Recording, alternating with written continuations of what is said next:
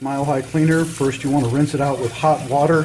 This one isn't really all that dirty, but that's because I don't like it getting too dirty. You can see the line there of where it is kind of bad. Anyway, that's Mile High cleaner.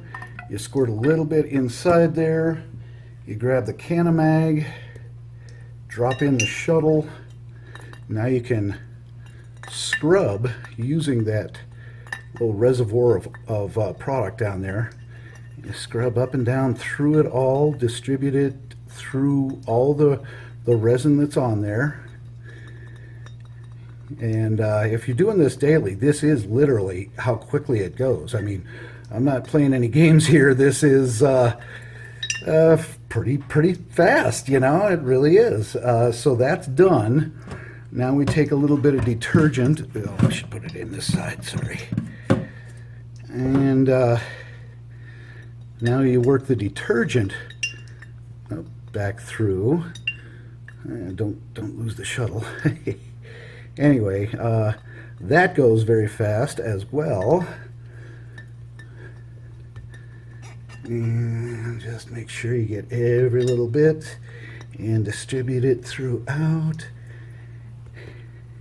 Now that wasn't much longer than cleaning a dirty pot or a dirty pan.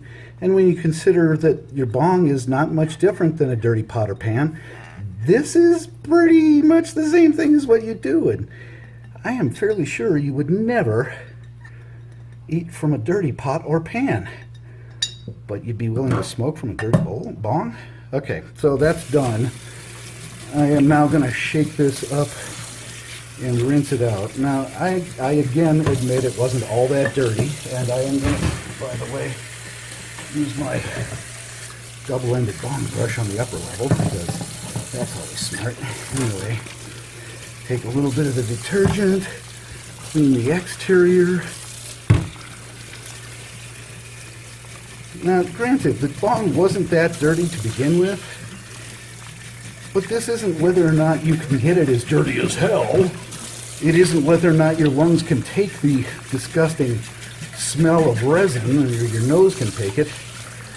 It's whether or not your bong is reflecting what your weed tastes like. And that's a perfectly clean bong.